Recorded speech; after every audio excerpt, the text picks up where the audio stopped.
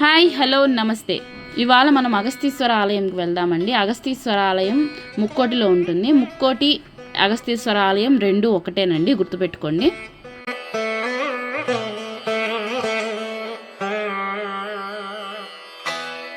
ఇదేనండి అగస్తీశ్వర ఆలయం. నేను వెళ్ళేటప్పటికి వర్షం పడుతూనింది. ఇంకా వర్షంలోనే టెంపుల్లోకి వెళ్ళిపోయాము. పదండి వెళ్దాం.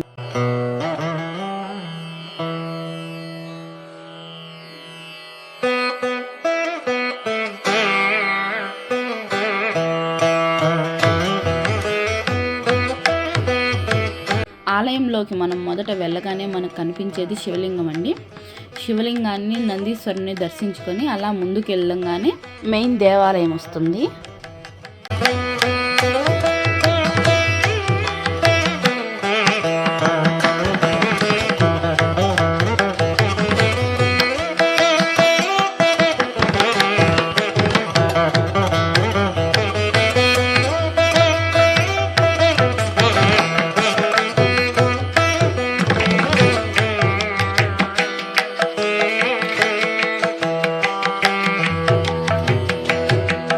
ఆలయ చరిత్రకొస్తే అగస్త్య మహాముని ప్రతిష్ఠించిన శివలింగం కాబట్టి అగస్తీశ్వర ఆలయం అనే పేరు వచ్చింది.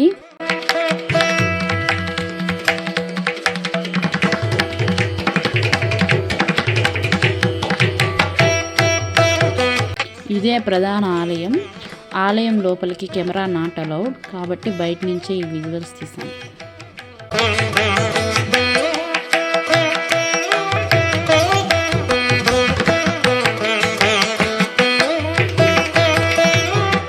నా దర్శనం కంప్లీట్ అయిపోయింది. దర్శనం అయిపోయిన తర్వాత ఇలా ముందుకు వస్తే స్వామివారికి ఉప ఆలయాలు ఉన్నాయి. ఇంకా అవి చూద్దామని ఇలా ముందుకు వచ్చాను.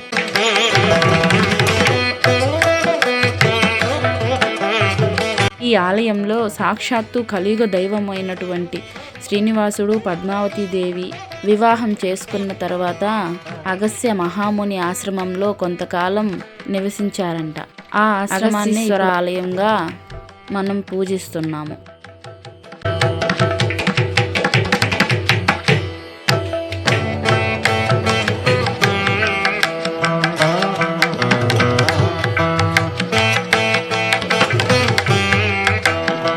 ఈ ఆలయం చుట్టూ ఉప ఆలయాలు చాలా ఉన్నాయి.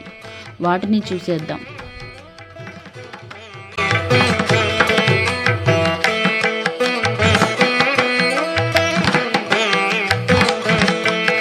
ఈ ఆలయంలో మధ్యాహ్నం అన్నప్రసాదాలు కూడా వితరణ చేయబడుతుంది.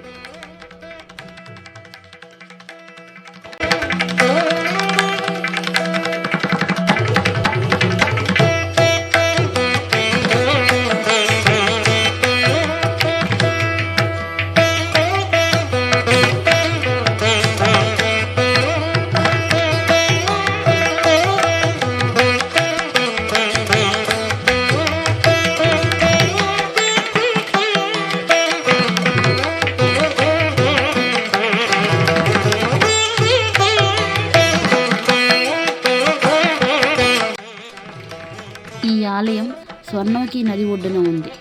నది లోపల వైపు శివకేశవుల విగ్రహాలు ప్రతిష్ఠించబడ్డాయి. శివుడు ఒకవైపు, విష్ణువు ఒకవైపు నుంచొని ఈ భంగిమలో ఉంటారు.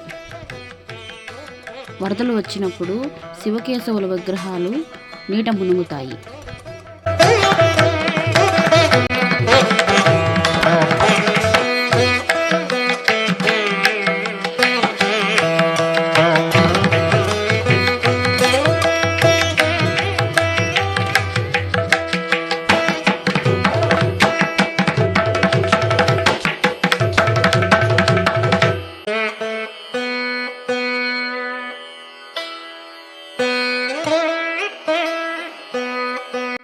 లోపల మణికంఠ స్వామి అయ్యప్ప కొలువై ఉన్నాడు.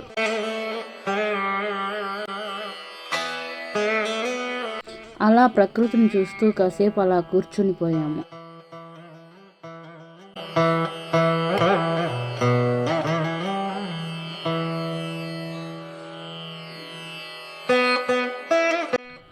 ఆలయం లోపల వైపు ఉప ఆలయాలైన హనుమంతుడు, శ్రీకృష్ణుడు, బ్రహ్మదేవుని ఆలయాలు ఉన్నాయి.